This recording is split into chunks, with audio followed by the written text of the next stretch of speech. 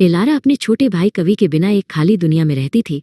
उसकी हंसी जो कभी घर में गूंजती थी, अब केवल एक दर्दनाक स्मृति थी। गांव के बड़े बुजुर्ग कहते थे कि समय हर घाव भर देता है, लेकिन एलारा का दुख समय के साथ और गहरा होता गया।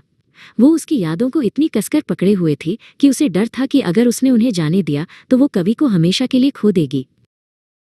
एक शाम गांव की सबसे बुजुर्ग महिला ने एलारा को अपने पास बुलाया। तुम्हारे दुख ने सूरज की रोशनी को भी फीका कर दिया है बेटी, उसने धीरे से कहा।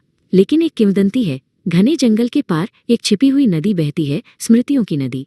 कहते हैं कि उसका पानी दुनिया की हर भूली बिसरी याद को संजोए रखता है। एलारा के दिल में एक नई आशा जगी। अगर वो उस नदी को खोज ले तो शायद वो कवि के साथ बिताए पलों को फिर से जी सकती है। अगली सुबह सूरज निकलने से पहले उसने एक छोटी सी पोटली में कुछ रोटियां बांधी और उस प्राचीन जंगल की ओर चल पड़ी जहां जाने से सब डरते थे।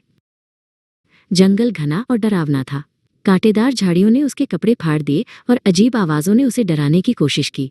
लेकिन जब भी उसका साहस डगमगाता, वो अपनी आंखें बंद कर लेती और कवि की हंसी को याद करती। उसकी स्मृति एक मार्गदर्शक तारे की तरह थी जो उसे अंधेरे में रास्ता दिखा रही थी।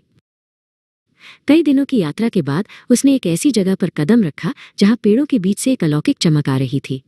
वहां एक शांत और सुंदर नदी बह रही थी जिसका पानी इंद्रधनुष के रंगों की तरह चमक रहा था। उसे पता चल गया कि यही स्मृतियों की नदी है।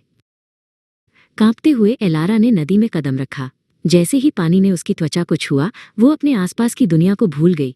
वो फिर से अपने बचपन में थी, कवि के साथ खेतों में दौड़ रही थी, उसकी पतंग उड़ाने में मदद कर रही थी और रात में उसकी कहानियां सुन रही थी।